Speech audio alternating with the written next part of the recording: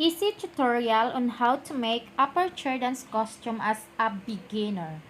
First, mag-cut po tayo ng 2 inches para po sa armhole po yan at saka sa neckline natin mamaya. Then sa combination niya, yung 1 inch yan po. Then gumupit po kayo ng 2 or 3 po na piraso niyan. Then kanina po gumawa na po ko ng pattern sa front. Then ito ngayon in-apply ko na siya po sa fabric din. Yan po yung yellow gold na combination ng gagawin nating aperture dance costume. Then, yung back.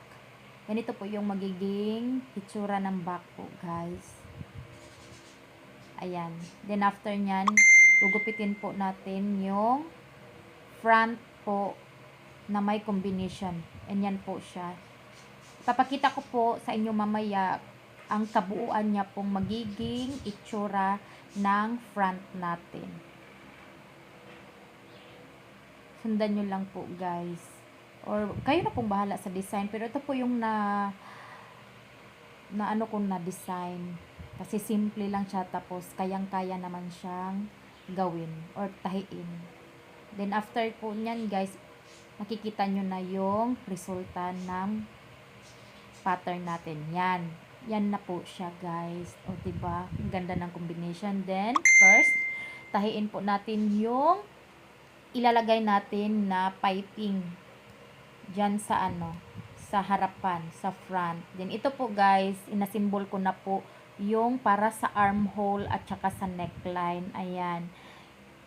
Kailangan pong malapad po talaga yung yellow gold. Kaya nga, yung cutting natin is 2 inches. Then, yung dito po, guys, is i-attach na natin yung lahat ng front na kinat natin kanina na pattern. Ayan. Slash nyo lang siya, guys. Tapos, kailangan maging maganda po talaga yung pagka-attach nyo yan para hindi po siya mag-dimple yung kanyang V design. Kailangan nyo po talagang ayusin yung pag-cut dyan or pag-slash. Ayan. Ingat lang po tayo dyan sa pag-slash para naman po hindi siya ma-raw edge. Then, after nyan is i-overlock po natin, guys, para po maging malinis po yung pagkatahi niya, guys. Then, after nyan, tapusin nyo lang po yung pag-overlock niya. Then, after nyan, makikita nyo na ngayon yung finished niya, guys. Tapos, ayan. O, diba, maganda. Then, top stitch. Pwede namang hindi i-top stitch, guys. Pero, gustong-gusto ko talaga siyang i-top stitch. Kasi nga, para makita nyo talaga yung pagka-V niya. Yung V design niya. O, diba. Pwede kayo mag-top sa yellow gold. Pero, yung gamit ko kasi is yung violet na sinulid. Kaya, ayan. Para hindi na ako ano ng kulay ng gagamiting sinulid, guys. Kaya, yun. Ayan, inattach ko na po yung magiging design niya. Yung kaninang kinahit natin kanina, guys. O, ayan. Then, kailangan balance lang po yung distribution niya, guys. Tapos, wag nyong relax lang po yung pag-attach niya. Ayan. I-relax nyo lang yung kamay nyo, guys. Then, make a V dyan sa may gitna. Then, after nyan, guys, ganun pa rin yung yung proseso, guys, sa upward. 'Di ba? Ang ganda na, guys, ng kanyang design.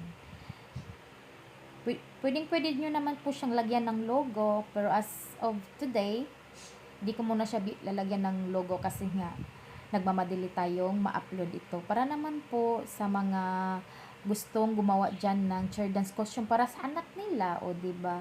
Super easy lang po ng tutorial na ito, guys. O, ayan, charan! Then, attach the front and back para po mabuo na talaga yung upper natin, guys. O, ganyan po yung magiging proseso niya dyan. Side seam. After nyo po yung side seam, is attach na po yung ribbings na ginawa natin kanina, guys. Ito po, di ba? Yung sabi ko kanina. Yan. I-attach nyo lang yan siya sa armhole, sa neckline. Tapos, matatapos na yan, guys. Then, yan. Tatlo kasi yung i-attach natin, guys. Armhole at saka dalawa sa armhole, isa sa neckline. Ayan. Depende po sa inyo. Pwede nyo naman po siyang i-direct na V. Pero sa akin po is mas gusto po yung ganitong style ng pagka-attach sa neckline kasi nga mas mas maganda po para sa akin or mas madali lang siyang i-attach para sa akin po. Based on my experience lang. Yung ganito pong pagka-attach.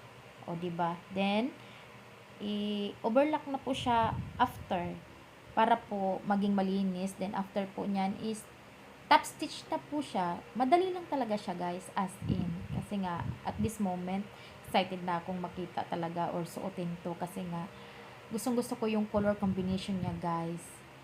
O, di ba? O, ganyan. Di ba yung sabi ko kanina, i-overlock nyo lang po siya. Ayan. Tapos, wag masyadong magmadali dyan, guys, para naman yung distribution ng pagka-assemble niya, hindi siya yung ba, guys, hindi siya pwedeng madaliin kasi baka yung design niya is hindi pareho. Ayan, then attach po yung yung ribbings niya sa ibaba. Pwede niya naman pong hindi lagyan ng ribbings. Pero sa akin po kasi is nilagyan ko na lang siya para naman po magiging maganda talaga yung combination niya, 'di ba?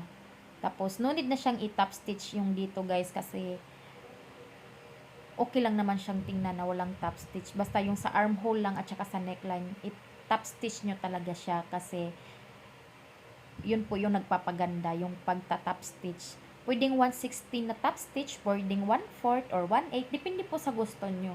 Yung ginawa ko dito is 1/16 lang kasi nagmamadali talaga ako, guys. Then, kasi